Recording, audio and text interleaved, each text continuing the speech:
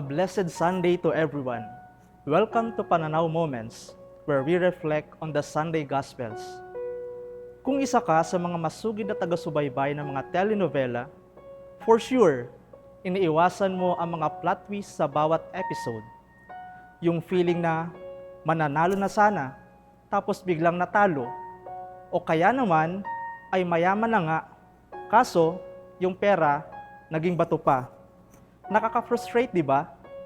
Mas lalong nakakainis kung minsan yung mga ending na cliffhanger hanggang sa tatamarin ka na maghintay ng susunod na season. Well, that's the perk and the pain of being the televiewer, ika nga nila. As we celebrate the solemnity of the Nativity of our Lord Jesus Christ, the Gospel invites us once more to reflect on the most astonishing plot twist in the greatest love story of all time, the story of God's unconditional love for humanity. At the very beginning of his Gospel, St. John proclaims the truth that changed history. The Word of God, through whom all things were made, became flesh and made his dwelling among us. This is the profound mystery of the Incarnation, that the all-powerful God chose to be born in a manger to walk among us, and ultimately, to offer himself for our salvation. In Christ, we are no longer bound by our failures or darkness. We are invited into a new life, renewed hope, and restored relationship with God.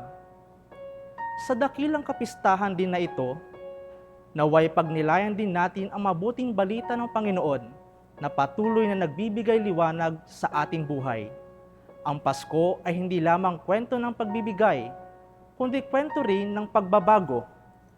Christmas is not only a story of giving, but also a story of becoming.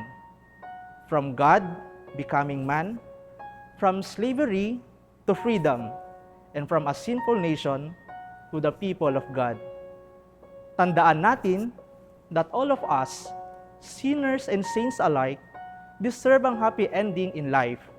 Sa piling ni Jesus, hindi na kailangan ng season 1, 2, or 3 dahil siya mismo ang ating happily ever after.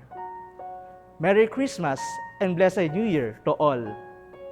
Thank you for journeying with us. See you next Sunday for more Pananaw Moments.